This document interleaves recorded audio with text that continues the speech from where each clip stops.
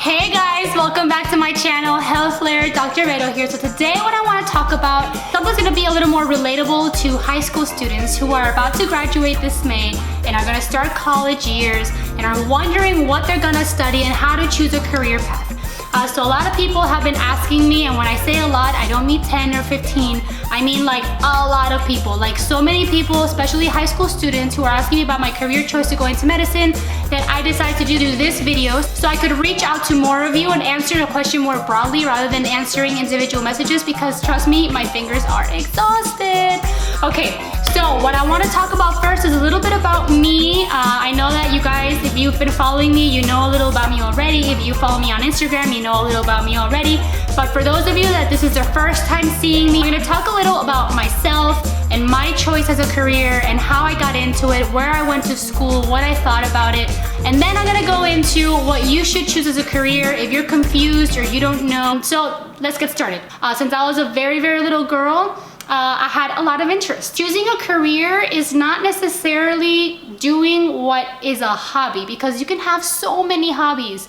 I know a lot of people that have tons of hobbies, and a very common thing is to confuse a hobby with a lifelong choice and career commitment. This is very, very different, and I'll explain how. For example, I've always loved sports. I've always loved being active and physically active, and so I used to love swimming, and I live in Florida, and so obviously I have access to a pool, and I would swim every day, all the time, for fun, because I love swimming. And so then one day, the coach from the city saw me swimming and he said, "Hey, why don't you join our swim team?" And I was like, well, I love swimming, so I mean, why wouldn't I do it? So I did. It made me hate swimming because they made me swim for longer than I wanted to.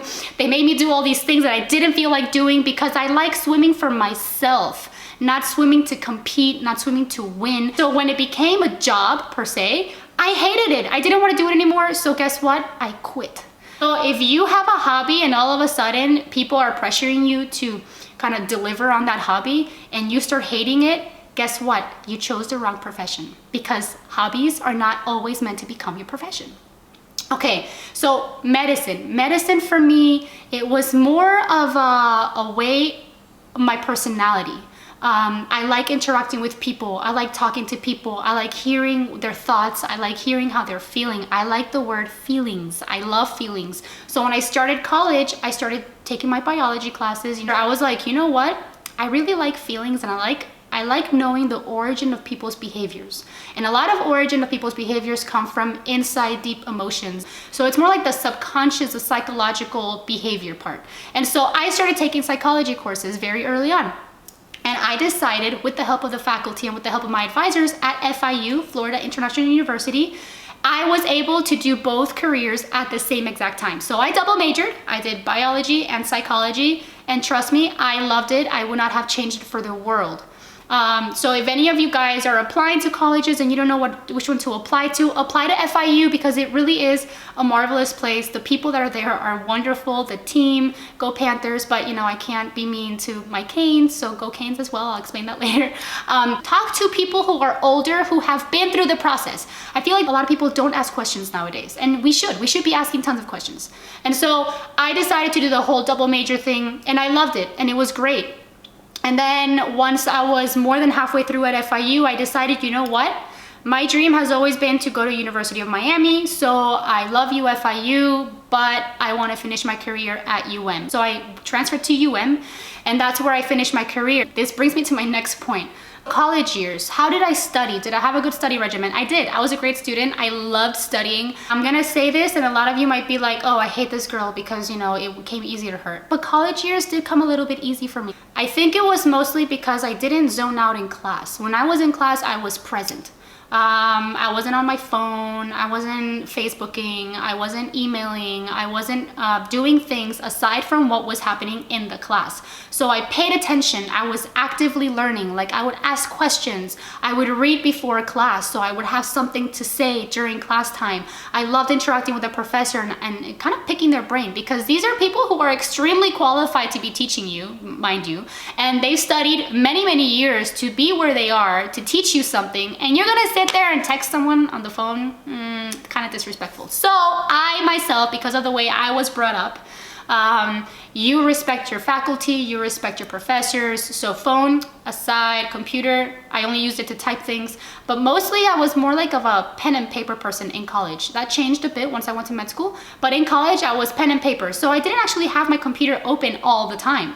And so I would write everything down and I would ask questions, and then I would go home and I would review a few 30 minutes of class, you know, a few notes, read here and there, but I didn't spend hours and hours upon hours studying for school. And so I was even, luckily, I was exempt from a few of my finals because I did so well on the previous exams that they were like, I don't need to test you anymore. You're good to go. Just get out of here. And so luckily, you know, if you put the time in early, it pays off. What you don't know is that the way you study in college is very, very different from the way you have to study in person, for example, medical school. That's a completely different story. I'm not even gonna touch on that. But I'm just saying that for me, college years were simple. They were easy. It was go to class, focus, review that right after I got out of class, and then go and have fun. And so what did I do for fun? I went swimming and I went running and I went to the gym and I hung out with my friends, and on weekends we went dancing. Because I had built this huge amount of trust with my parents since I was very, very young, I didn't have to, you know, escape my house. Not escape. What is it that people used to say? Sneak out. I never snuck out of my house. I would call my parents at 11 o'clock and say, hey, mom, dad, I'm having a really good time. This is where I am. This is who I'm with. This is what I'm doing. Can I stay out till later? Can I extend my curfew? Because usually my curfew was 1:30. And so if I was having a very, very good time, my mom said, you know, if you're having a very good time, give me a call and maybe we could talk about extending your curfew. So I would call. Luckily, my mom had met my friends because I always threw parties in my house. And so my parents had this whole mentality of, I would rather you party in my house where I can see you, you know, and make sure you're safe rather than you go out to the world and do God knows what. And so my friends always came to my house. My house was the party house. And so I always threw parties, beginning of the year parties, end of the year parties, Halloween parties, my birthday party, New Year's party, this party, everything that ended in Y, it was party time. So we had tons of parties. So my parents met all my friends. And so they knew that if I was with this and this and this person, I was safe. If this person came around, not so much. And if this person was around, get out of there. So it was a trust that I built with them since I was a very young age. So I never actually had that experience of having to sneak out. On top of that, a lot of teenagers, a lot of you guys might want to apply to schools that are outside of your state because you want to get away from extremely controlling parents. I never had that issue, so I wanted to apply in-house. I wanted to stay home because I liked the comforts of living at home. I had liberty. I could do what I wanted. I could see my friends whenever I wanted. As long as I did what I was supposed to as a teenager and as a college student, which was study, get your grades, I could do anything I wanted on my free time. And so that's kind of like the modality that I adapted and that I learned to live. And so on my free time, yes, I had other hobbies. Mind you, I'm saying hobbies. I loved working out, loved it. Loved martial arts, loved swimming, loved riding horses, loved going to the beach, loved being active outdoors. But that did not mean that I was going to study fitness. I also liked eating healthy, but that didn't mean I was gonna study nutrition.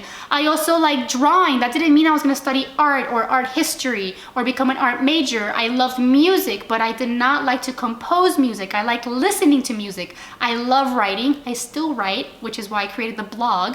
But it does not mean that I wanted to become a writer. So there are a lot of hobbies. I have so many hobbies, but none of those hobbies made me passionate enough to want to make that my job. The only thing that I found that I wanted to do for the rest of my life was medicine. I think that a lot of the confusion high school students are going to have going into college is, what am I gonna major in? And usually you choose your major when you're like in your sophomore, junior year. And by then you have taken so many classes, you're most likely gonna be more confused and oriented. So what you wanna do is look back to when you were younger and you say, okay, what did I like doing? For example, my older sister has a 9-year-old daughter. She's my niece. Her name is Sophia. And she is, let me tell you, she's like a little chatterbox. She is the cutest little button. I love her to death. And she has all these hobbies and all these activities. She loves cooking and making cupcakes and cakes, like my middle sister, Catalina, who is a chef. She's a pastry chef. She loves reading and she likes listening to music and dancing, and she's in cheer and she's in gymnastics and she's doing all these things. She loves writing. She likes talking. She has her own YouTube channel. She plays the piano. Personally, I feel like she would be an incredible journalist or go into communications and become kind of like a newscaster or a news anchor, or maybe replace Oprah one day. But you know, that's just because of her personality. And so she has all these hobbies. She's gonna have to come to a decision and choose one as a lifelong career and job. And that is so hard when you have all these different hobbies. And so it's kind of like a learning process, but you need to kind of think of what you want to do for the rest of your life. And that is such a tough question to answer when you've had no life experience, to be honest, because when you're 18, what have you really done? I mean, unless you're Mozart and you've composed your first piece by the age of 7 or something, I'm pretty sure you have no idea what to do with your life at 18, unless it's something that you've had in the back of your mind since a very, very young age, like I did with medicine. And so when you don't know what you want to do, I'm not going to say which career, but there's a career that everyone goes into, and I call them the I don't knows, because they go into it because they have no idea what else to study, but everyone says you need an education, you need education, so they're like, you know what, I'll just do this. You can study something entirely different and work in that and keep working on your hobby, and then one day things will just kind of click, the plans will align, and guess what? You became famous because of your hobby.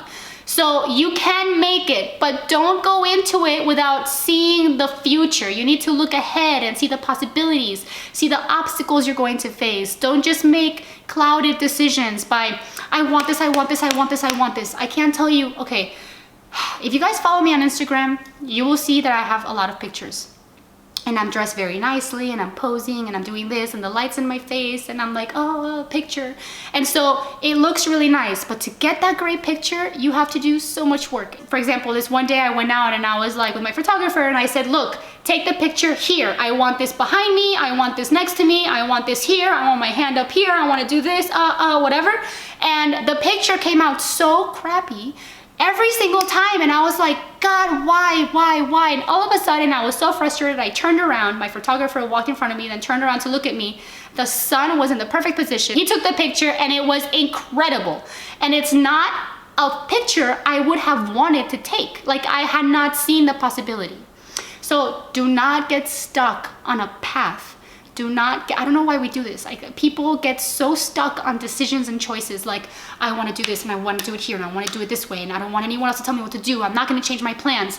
Life does not follow your path. Life does whatever it wants, and it is up to you to change your direction to make sure that in the end you still get to where you want to go, just not the way you intended to go. Okay? This is a great tip in any aspect of life, even for students. Like, for example, in medical school, I studied wrong for a very long time. I did okay, but then when it came to taking really big exams that were 8 hours long, I didn't do as well as I should have done because I was studying wrong. But guess what? I was so stuck on my way of studying that I never changed the way I studied. So the exams I took after those exams, they had the same results. Definition of insanity, if you guys watched my live that I posted recently that I was venting like a crazy person on a walk at the middle of the night that you couldn't even see my face because it was so dark, I was saying the definition of insanity is doing the same thing over and over again, expecting a different result. If you're doing something and it has not worked, don't keep doing it, change it. So now I decided to follow my own advice because I learned the hard way. And so I have another big exam coming up. And so guess what? I have changed the way I'm studying completely. And so far, practice tests are going pretty well. So I'm very excited about that. But don't get stuck on ways of doing things. Be open to the possibility that what you're doing is not right. And be open to the criticism and the input of others, because you can't grow if you're closed-minded. All right, guys, so that's it for today. If you guys have any questions on, how to go about application process, how I figured out my study schedule, how I did study. Like I mentioned, I changed my study habits for those big exams, like step 1, 2, and 3. So if you guys have any questions or concerns at all whatsoever about college life, about college in general, or anything at all related to college and maybe medicine or maybe a career choice that you guys have in mind, feel free to follow me on Instagram, DM me, email me, comment down below, and I'll answer you guys. As always, it's great talking to you guys, and I will see you next week.